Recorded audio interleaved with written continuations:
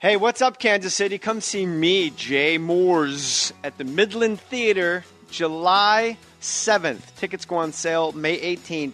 I'm coming back, KC, holding it down. Midland Theater. I really hope to see you guys out there. Had a great time last time I was there. Now we're doing a bigger theater, so I need more of you. Tickets go on sale May 18th to come see me, your buddy, Jay Mohr, at the Midland Theater, July 7th. Kansas City, baby. Hey, everybody. Hey, don't fast forward over this part. For real, I got to tell you something. Go to jmohr.com and click the Amazon.com banner and go to Amazon and buy stuff for yourself. That's really what I want for you out of life, is for you to buy things for you. It is helping the podcast a lot. And thank you. And tweet me the strange things that you purchased with photos or it didn't happen. Put your name on it. Just put your name on it. That's all I say. Be a man or a woman. Put your name on it. Well, I'd like to hear about it, potheads. How the fuck you gonna know how to be great if you don't study greatness? Look at the game change. Donuts. I want to work with you a lot. Oh, yeah!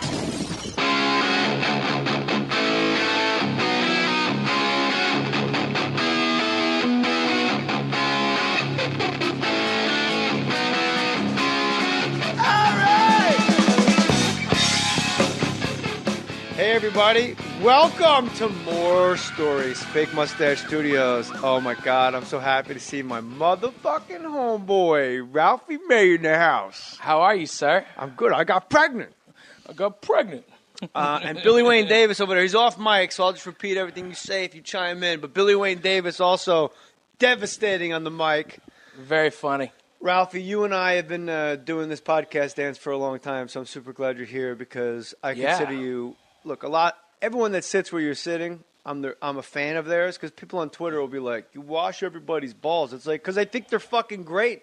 They're comics that have done more than all, we all are a weird breed of guy. Yeah. So anybody that walks, as Hackett used to tell us, that extra 30 feet. Exactly, gets the microphone. Gets ball washed. Yeah. So, but you are one of the guys that went the last 30 feet that is actually, I would say, one of my absolute best friends. So... Well, thank you, JJ. I'm glad you're here. I was thinking about it. The first night we met, it was at the Laugh Factory, and you were pissed off because I was doing this piece about the Kennedys, and that Verona, New Jersey thing was because I was saying how the Kennedys were retarded, and the how Tupac that used to live inside me, as Bert once said. Yeah, exactly. You were about to get mad, all right? And then I started busting on JFK Jr. and when his plane went down, and I said, happiest person in the world was his ex-girlfriend Daryl Hannah, and that's messed up because that bitch was a mermaid. She could have saved his life. Brilliant. And that's when you were like, okay, all right. I like this guy. And then we started talking outside, and like, where are you from? Houston. Oh my God, really? And then you said, you were like talking shit about how you like to play Scrabble, and then I'm like, let's play some Scrabble. Let's go. Let's get down. And you said, I'll kick your ass in some Scrabble. Let's play $10 a game. Let's go. Jesus, I ran out of money that summer. Yeah, you did. Yeah.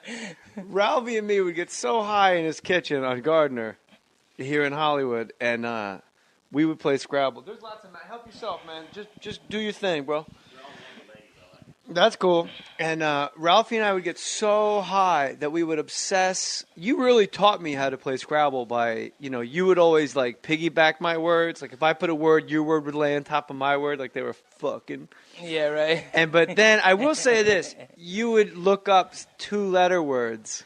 Oh, yeah, I was the king of the 2-letter words. Yeah, but you'd look them up.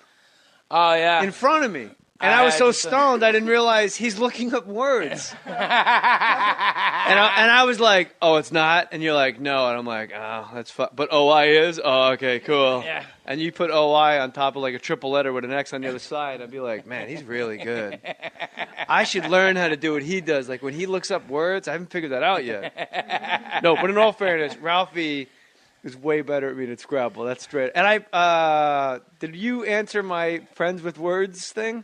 I haven't yet. I haven't yet. So But I will. I put the touch up on you, man. Okay. But when you start on Friends with Words, it's not a double word to start. They just screw you. No, I know. They fuck you on that one. It's like what's 8 up with that? points. It's like, this is bullshit. Let's go. Come on. Where's my double Friends? word, man? Stretch it out. Those Let's points. start. Let me start.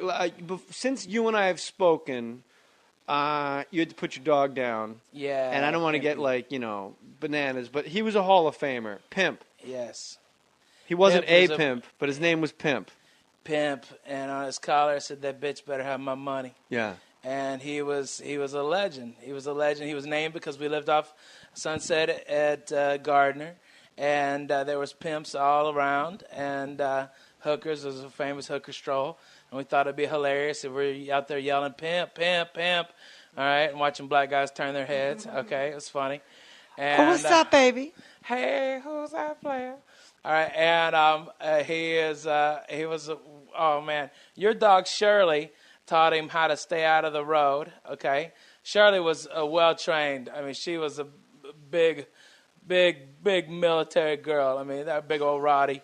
She was double R. Like a waitress at an improv, like the lesbian waitress that's been there too. Yeah. Like, what do you want, hon? Hey, what can I get for you? Yeah, she don't take no shit. Yeah, she'd hump him. Like he'd jump in the road. He was a dumb pup, and she'd grab his leg, okay, bite him to get him back into the grass, and then hump him, hold him down and hump him.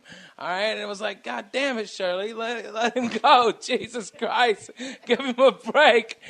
All right, and God damn it, it was so much fun. Pimp He was a like, great dog. Pimp was like Tigger. Yeah. He bounced around, and I remember he had a lot of toys. And he was a sweet guy. I remember coming to your apartment, and you and Lala would be up there, and Pimp would bring me every toy he had, and we'd play. He was just a good dog. And people out there, like, I break balls on Sarah McLachlan and, like, PETA and these assholes that are out there. Like, I'm all for saving people first, but I don't think people know, like, I love animals, man. I fucking love animals. And Pimp was a Hall of Famer, and I had to put Shirley down. She was a big rot, or as the blacks say, rock. She was a Rockweiler.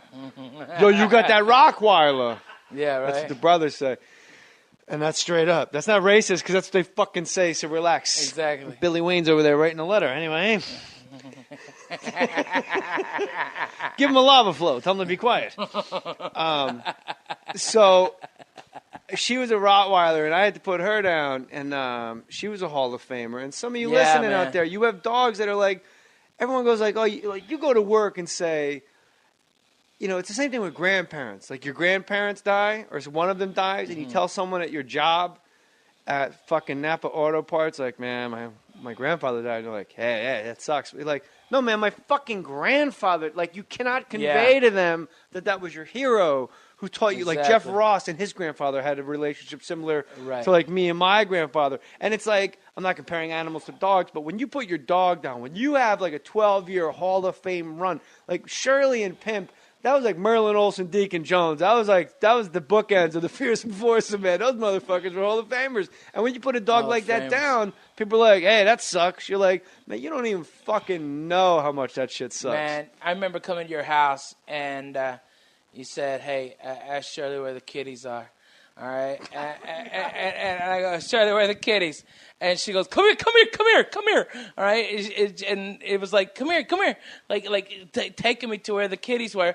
And I looked down, and the house below your house where there was kittens in the back. And she just sit there and look at the kittens.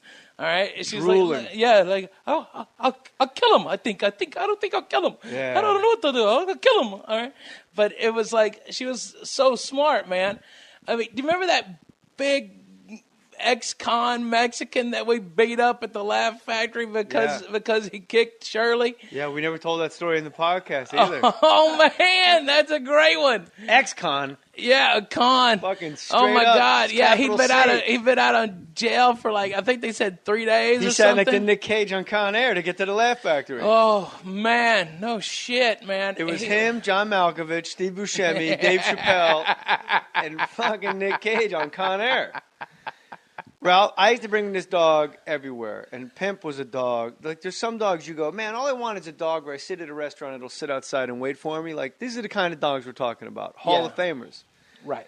And so Shirley would come with me to the Laugh Factory. Never owned a leash for Shirley. No. And she used to sit, there was like a little, like a little table outside in the lobby, small lobby, and I'd sit on that table in the lobby, and Shirley would sit under me and just stare at the floor, because sometimes she would space out and act like a fucking weirdo. And this big Mexican guy comes in and kicks the dog in the face. For no fucking reason. Just walks in. Didn't have a ticket. But here's the thing, also. When you see a Rottweiler, there's like a checklist of shit that runs through your mind like, wow, that's a big fucking dog. Yeah. I wonder if it would bite me. Holy shit, there's no leash. Is that the... No. But this guy saw a Rottweiler, and number 2 or 3 on his list is, I'm going to fucking kick it. I'm going to kick that fucking dog in the face. That Rottweiler. I'm going to kick that Rott, because I'll fight a dog. Oh, man. That guy...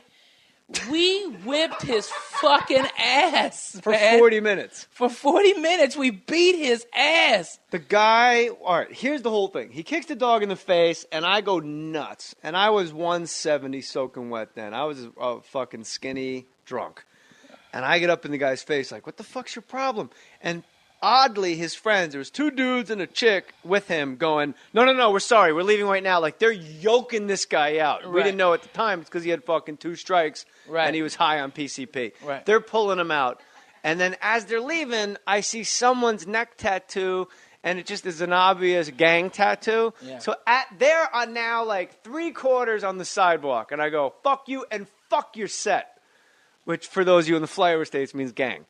And when I said fuck your set, the entire group of them went, what? And just came back in like, fuck the police, coming straight from the underground. No, like, fuck the police, fuck repercussions. You do not talk about the set that, like, we were leaving. Yeah. They were on the sidewalk and they came back, right? Yeah. So it turns out what Ralphie and I didn't know, and I will say this about Ralphie May, whenever you see him, for example, July 26th through 28th, at Hilarities in Cleveland, you got to go see Ralphie May. This is a first-round draft pick in the comedy draft. Ralphie May at Hilarities, July 26th through 28th. And then the 29th, Newport, Rhode Island. Yes, sir. At the Yacht Club. Moving on up. To the side. Newport's tight. It is, man. You're going to kill it. You won't see a better live show, mine included. Like, it's just straight. Ralphie is just a fucking menace on the microphone. It's like fucking Ray Lewis. Like, who do you want? Ralphie. So, Ralphie, just so you know, when you go see him at Hilarities July 26th, he'll fight. Apparently, there's guys that'll fucking fight, and there's guys that won't fight. Tony Rock, for example, ran in the fucking club. Ran. We didn't know. He was out when it happened. Yeah. His breath stayed outside for a moment. Oh, my God. Whoa. He had a braid on it. That fight would have been over a lot faster. That motherfucker could braid his breath. Ooh. Doo-doo sandwiches. Oh, my God. Oyster patties. Something, man.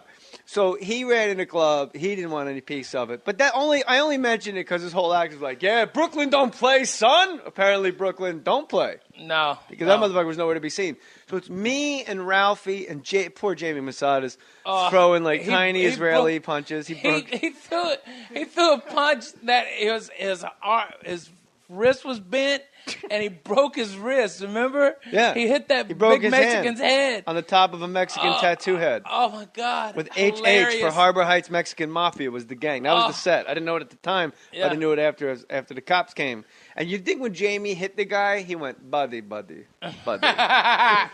buddy, come on. Ow, buddy, break my hand. Buddy, break my hand, man. It's got no glue. Break my fucking hand, man. My hand is haunted by Groucho Marx, buddy. So we go out into the street by the valet stand, and we start fighting this guy because he's swinging straight up. Yeah. And I remember the doorman, Lee, was a mountain, a doorman-sized guy. Yeah. And, like, dressed kind of like a dandy. Yeah. Like really dressed nice and fancy, like a classy guy, know, like Black Church. Right. Like a Michael Collier. Exactly. Type suits and shit. And I remember this cat was being held back at Greenblatt's Deli. It was about a 35-yard run, would you say? To the front door of the Laugh Factory. And Lee goes, fucking let him go. And this fucking guy, on a dead sprint, ran to Lee. And the whole way running going, you fucking nigger, you fucking nigger. And Lee hit this guy with like a Wile E. Coyote jackhammer. Bam! Yeah, just like he should have broken into 16 pieces. Yeah. And he took one knee, not two, took one knee, stood up and went, you fucking nigger. Like he didn't feel it.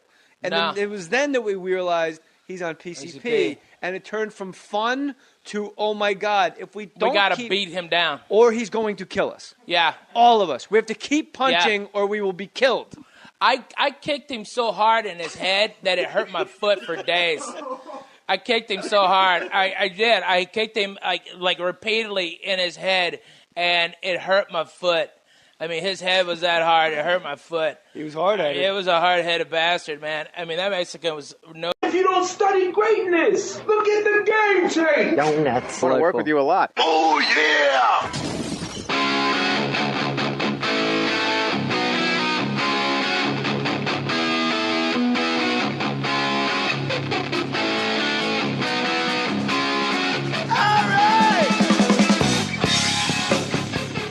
Hey, everybody. Welcome to Mohr Stories, Fake Mustache Studios. Oh, my God. I'm so happy to see my motherfucking homeboy. For real, I got to tell you something. Go to jmohr.com and click the Amazon.com banner and go to Amazon and buy stuff for yourself. That's really what I want for you out of life, is for you to buy things for you. It is helping the podcast a lot. And thank you, thank you, thank you. And tweet me the strange things that you've purchased with photos or it didn't happen. Put your name on it. Just put your name on it. That's all I say. Be a man or a woman. Put your name on it. Well, I'd like to hear about it, potheads. How the fuck you gonna know how to be great? Boy, Ralphie May in the house. How are you, sir? I'm good. I got pregnant. I got pregnant. And Billy Wayne Davis over there, he's off mic, so I'll just repeat everything you say if you chime in. But Billy Wayne Davis also devastating on the mic. Very funny. Ralphie, you and I have been doing this podcast dance for a long time, so I'm super glad you're here because I consider you, look, everyone that sits where you're sitting, I'm a fan of theirs because people on Twitter will be like, you wash everybody's balls. It's like, because I think they're fucking great. They're comics. Hey, what's up, Kansas City? Come see me, Jay Mohr, at the Midland Theater, July 7th. Tickets go on sale May 18th. I'm coming back, KC. Holding it down, Midland Theater. I really hope to see you guys out there. Had a great time last time I was there. Now we're doing a bigger theater, so I need more of you. Tickets go on sale May 18th to come see me, your buddy, Jay Mohr, at the Midland Theater, July 7th. Kansas City, baby. Hey, everybody. Hey, don't fast forward over this part. That have done more than all, we all are a weird breed of guy. Yeah. So anybody that walks, as Hackett used to tell us, that extra 30 feet Exactly. To gets the microphone. Gets ball washed. Yeah. So, but you are one of the guys that went the last 30 feet. That is actually, I would say, one of my absolute best friends. So, Well, thank you, JJ. I'm glad you're here. I was thinking about it. The first night we met, it was at the Laugh Factory,